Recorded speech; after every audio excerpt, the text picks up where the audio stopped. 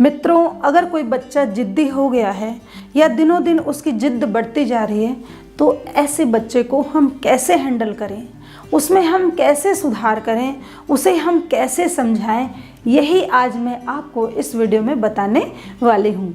जिद्दी बच्चों को सुधारने के लिए आज आपको इस वीडियो में मैं 6 गोल्डन टिप्स देने वाली हूँ। तो मेरा पहला टिप्स है, जिद्दी बच्चों को कभी भी आप गुस्से के साथ हैंडल न करें।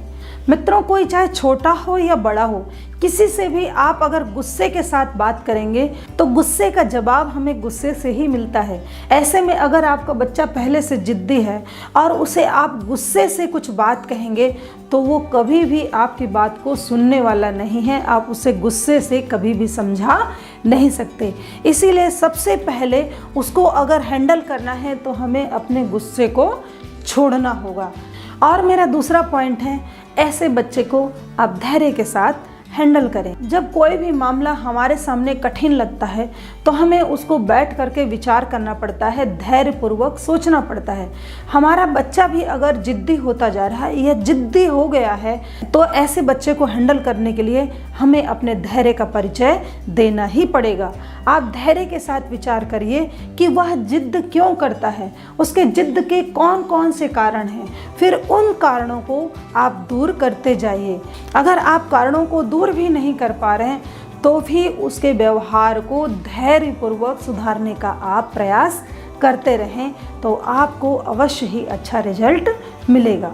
और मेरा जो अगला पॉइंट है वह है, ऐसे जिद्दी बच्चे की आप कभी भी किसी के सामने बुराई न करें। मित्रों, वैसे तो किसी भी बच्चे की किसी के सामने बुराई नहीं करनी चाहिए, लेकिन अगर बच्चा पहले से ही जिद्दी है और ऊपर से आप उसकी अगर बुराई करते हैं तो ऐसे में उस जिद्दी बच्चे के अहम को बहुत अधिक ठेस पहुंचती है, बहुत अधिक वह अंदर से आहत होता है और मन में सोचता है, मेरी इज्जत की तो मेरे मम्मी पापा को परवाह ही नहीं है, इन्होंने मुझे सबके सामने बुरा बनाया है, अब तो मैं इन्हें बुरा बन करके ही दिखाऊंगा। और इस प्रकार से वह और भी जिद्दी होने लगता है। इसीलिए कभी भी किसी के सामने अपने बच्चे की बुराई न करें।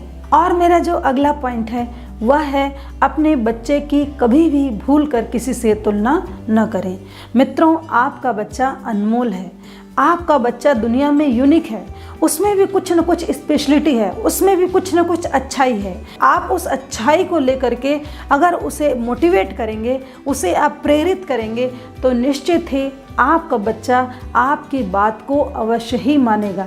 इसीलिए कितना भी नेगेटिव वातावरण हो उसमें भी आप अपने बच्चे के लिए सकारात्मकता का वातावरण ढूंढ करके उसे प्रेरित करें, उसे मोटिवेट करें तो वह आपकी बातों को अवश्य ही सुनेगा और साथ ही साथ उसका जो जिद है वह भी कम होगा। और मेरा जो अगला पॉइंट है वह है, अपने बच्चे को किसी और के सामने डांटने से बचें। हम अनायास ही बिना विचार किए कभी कभी अपने बच्चे को सबके सामने डांट देते हैं। हम यह भूल जाते हैं कि वह भी एक पर्सन है, हम यह भी भूल जाते हैं कि हमारे बच्चों का भी अहम भाव है। ऐसे में जब हम उसको किसी के सामने डांट देते हैं, फटकार देते हैं तो उसके अहम को बहुत अधिक ठेस पहुंचती है, जिससे वह और भी अधिक जिद्दी हो सकता है। इसीलिए कभी भी अपने बच्चे को किसी के सामने न डांटें।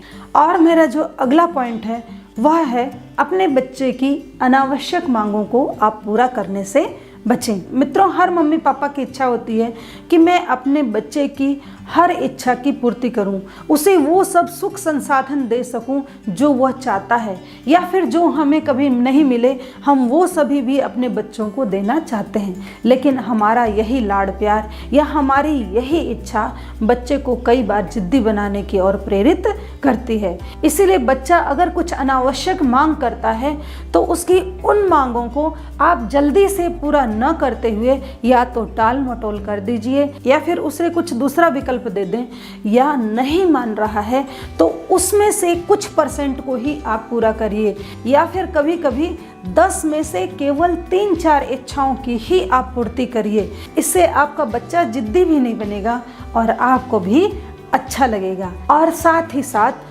बच्चों को न सुनने की भी आदत रहेगी। मित्रों, मुझे आशा है कि मैंने जो इस वीडियो में आपको 6 टिप्स दिए हैं, इससे आप अपने जिद्दी बच्चे को अवश्य ही सुधार पाएंगे और उसे एक अच्छे बच्चे के रूप में आप पाएंगे।